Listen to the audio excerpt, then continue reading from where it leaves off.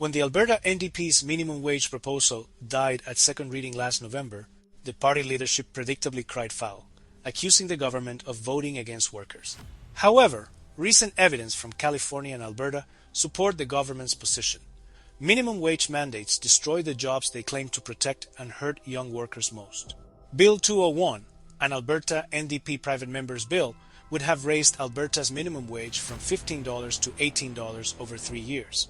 It would also have eliminated the youth wage differential, which allows employers to pay workers under 18 a lower minimum wage. We've seen this movie before, and it ended with shuttered restaurants, unemployed youth, and workers worse off. California raised fast food wages from $16 to $20 per hour in April 2024. 10 months later, the sector had shed roughly 18,000 jobs. Workers who kept their jobs lost up to 5 hours per week, equivalent to about $4,000 in annual income. Fast food prices spiked by about 14.5%, nearly double the national average. The wage increase, meant to help workers afford groceries, instead made eating out more expensive while eliminating thousands of jobs.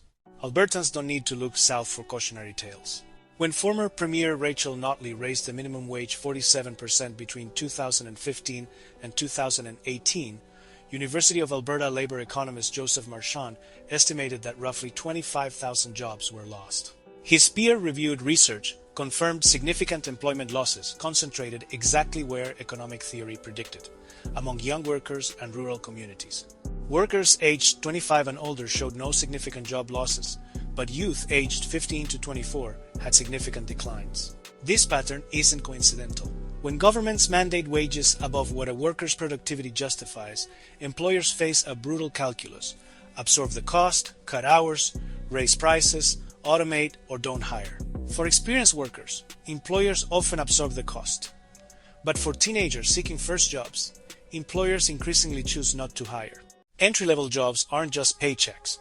They're classrooms where young workers learn punctuality, responsibility, and teamwork. When minimum wage mandates price these workers out, they lose more than income.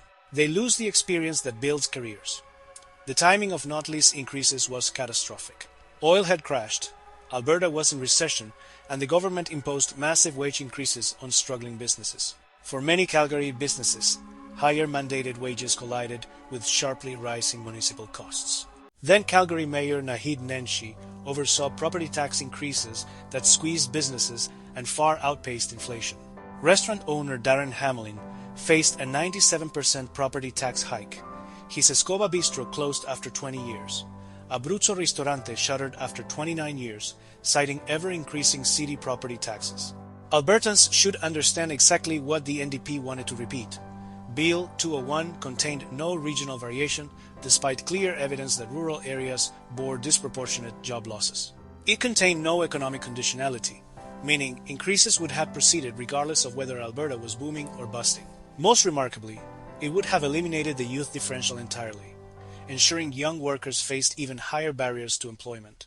Because youth aged 15 to 24 bore the brunt of employment losses from the 2015 to 18 minimum wage hikes, the rational response would be to maintain or expand the youth differential.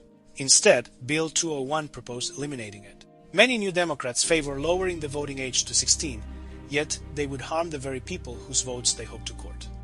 If politicians wanted to help workers afford life's essentials without destroying jobs, there are proven alternatives. Lower income taxes on the first $50,000 of earnings, so workers keep more from hour one, and eliminate carbon taxes that hit low-income workers hardest. These policies help all workers without compromising employment. But progressives oppose such solutions because their ideology prices control over outcomes. They prefer mandating how much employers must pay rather than letting workers keep more of what they earn.